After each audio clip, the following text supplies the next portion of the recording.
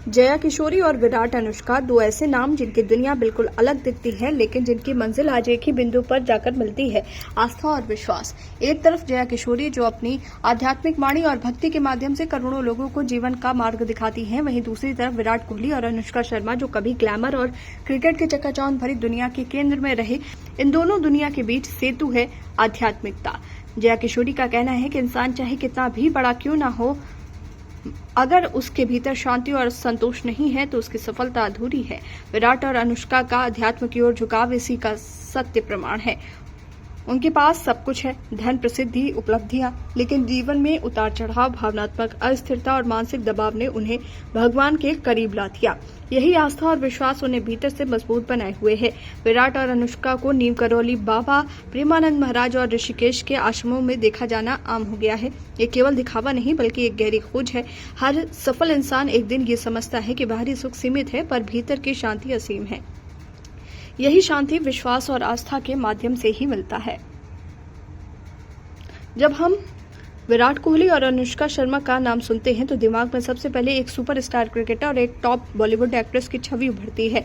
दोनों की जिंदगी को देखकर लगता है कि इनके पास सब कुछ है, पैसा, शोहरत, चाहने वाले और सफलता, लेकिन इन सब के ऊपर एक सवाल खड़ा होता है, क्या यही सब इंसान को खुश और संतुष्ट रख सकता है? शायद नहीं।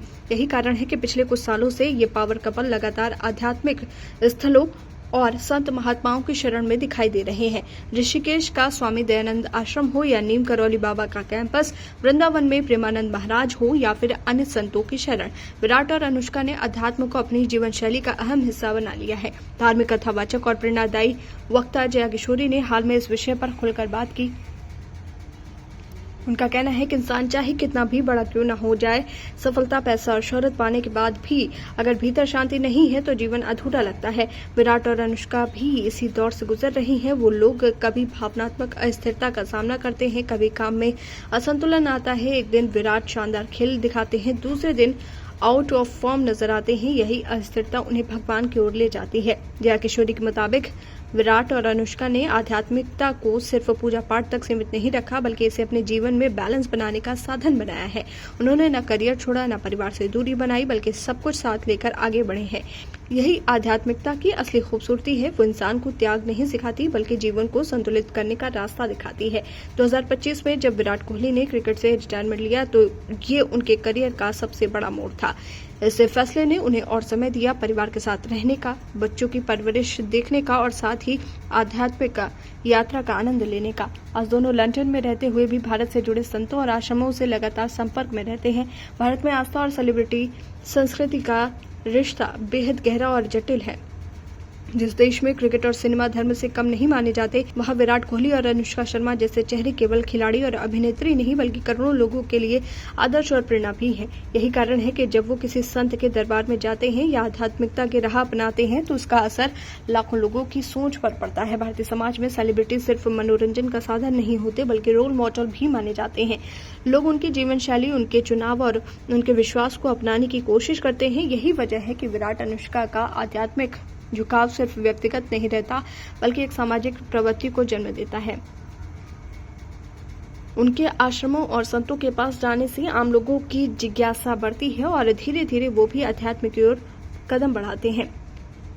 राजनीतिक और सामाजिक दृष्टि से देखें तो ये रुझान भारत की पारंपरिक आस्था को आधुनिक जीवन से जोड़ने का काम करता है। जहां पश्चिमी देशों में सेलिब्रिटी अक्सर नास्तिकता और मुक्त जीवन शैली का प्रतीक होते हैं, वहीं भारत में आस्था और विश्वास उनकी छवि को और मजबूत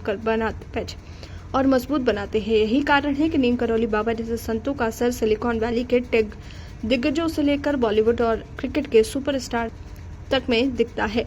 ये भी गौर करने योग्य है कि जब सेलिब्रिटी अध्यात्म की ओर मुड़ते हैं तो इसका असर राजनीति और समाज दोनों पर पड़ता है।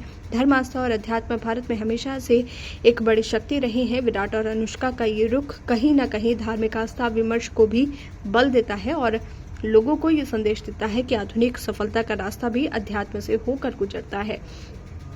इस पूरे परिदृश्य को आलोचनात्मक दृष्टि से देखें तो सवाल भी उठते हैं, क्या ये आस्था पूरी तरह से व्यक्तिगत है या फिर समाज के सामने अपनी छवि और स्वीकार्यता को मजबूत करने का तरीका है? क्या आम जनता सेलिब्रिटी की इस यात्रा को प्रेरणा की तरह देखती है या सिर्फ ट्रेंड की तरह अपनाती है? इन सवालों के बीच एक सच्चाई ये भी है कि चाहे वजह कुछ भी हो, अगर इसका नतीजा लोगों को मानसिक शांति और संतुलन देता है तो ये सकारात्मक ही है। अंततः विराट अनुष्का का ये आध्यात्मिक झुकाव केवल व्यक्तिगत शांति की खोज नहीं बल्कि आधुनिक भारत के उस सांस्कृतिक सत्य का प्रतीक है जहां आस्था और सेलिब्रिटी संस्कृति आपस में मिलकर समाज को दिशा देने का काम करते हैं। जया किशोरी का ये कहना कि सफल वही है जो आध्यात्मिक संतुलन साध सके, अब सिर्फ एक प्रवचन की लाइन नहीं रही बल्कि विराट अनुष्का की जीवन शैली के जरिए एक जीवंत उदाहरण बन चुकी है।